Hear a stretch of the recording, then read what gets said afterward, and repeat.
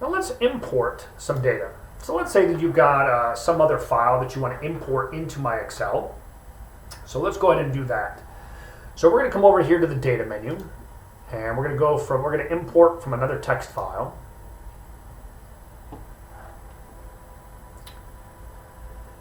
And so let's go down and find a folder that we're going to come to. And I'm going to import some names. So this is the names that I have in a CSV file, which is a comma separated value format. We're going to go ahead and import that. And then we got a little wizard that comes up here, and it says, okay, well you've got, it's going to delimitate by the comma. We're going to import based off the first couple, how to detect it, or you can do the whole thing, or don't detect anything. It all shows you what your data is going to look like, so here's a preview. And let's just click load. And it just simply is going to load my data in. And it's filtered for you automatically. So again, I can uncheck people if I want to filter it or not. But that's how you import some data from a CSV file.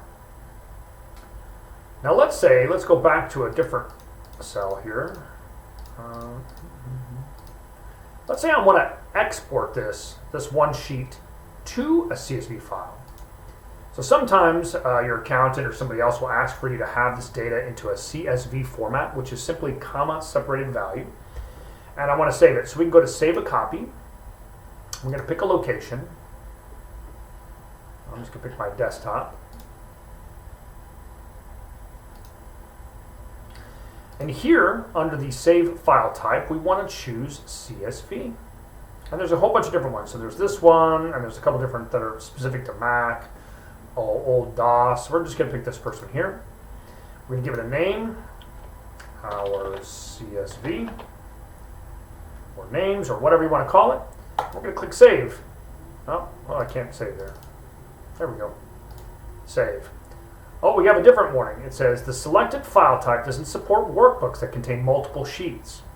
So that means when we go to save this, only this one sheet that we have marked highlighted sorting is going to be saved. Also, if you have any special formatting, like bold, colors, those types of things, so that'll be eliminated from the CSV format as well.